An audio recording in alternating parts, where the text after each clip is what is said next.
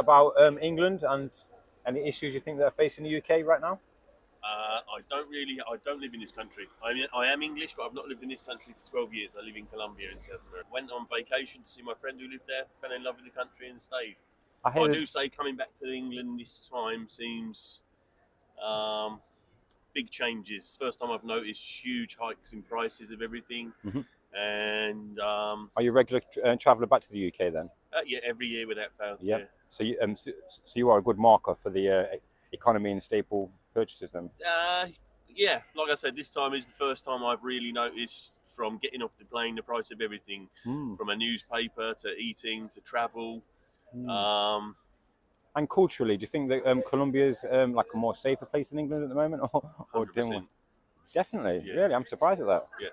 It's not what you see on television. No, because we only hear the bad sort of militia and Yeah, the guerrilla attacks. it's Yeah, not like Netflix. no. I'm sure there's still things that go on in Colombia, but it's big changes in certainly in the last 8 to 10 years. All the infighting with the FARC and the government has all sort of Settle ceased. down. And yeah, I've been there, like I say, nearly 12 years, and I certainly feel a lot safer going out in Medellin in Colombia Wow, than that's I would, well, than I have in recent weeks. I've been out in London, I've been out in Manchester, and I've been out in Nottingham. wow.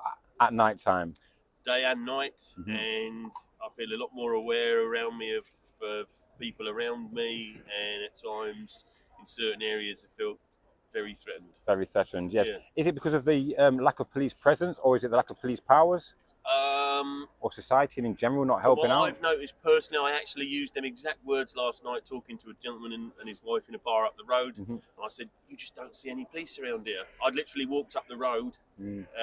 near where I'm staying, and four guys, and it doesn't make any difference to me whether they're black, white, or anything, Of but they were course. four guys who said, I was walking with my phone like that, talking to my son, and I was told, "I'll put that away or I'll take it off you." Wow, to a man of your size as well, because you look To like a man, I'm a big guy, yeah, yeah, tidy to a guy, man yeah, of my size, plenty and of that was muscle. about 5:30 in the afternoon, That is walking up frightening. Alfreton Road. I wouldn't have a chance then, would I? Really? And that I is just said, "Yeah, frightening. you can try and take it if you like, mate." And then Always. I felt immediately threatened, Mm.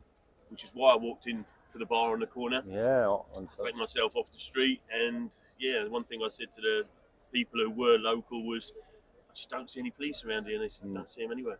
And it's due to knives as well, isn't it, really? I'm sure that like four like young scrappy lads could give you a hard time, but knowing that they may be carrying big knives, I suppose is 100%, yeah. My friend owns a security company in this country who bars, nightclubs thing, and I had a conversation with him recently, and he said, "I want to get out. I want to get rid of my company and get out." He said years ago, he is a big guy, yeah, and he yeah. said, "I just had to look at them and say, behave yourself." He said, "Now when they say we're coming back," he said, "I believe it. I've had kids come back with knives and even come showing guns and stuff to him, and that's Scary. up chest away." Thank you for your time, mate. Have a nice No worries. day.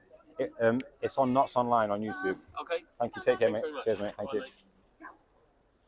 Well, that was a very, very nice interview to have with a gentleman there who's got lots of life experience from different places and different countries, especially in Colombia, of all places. He says that, you know, being in the UK, he does feel a little bit more threatened, a little bit more exposed to the criminal elements as a result of the lack of police presence and obviously the lack of police powers.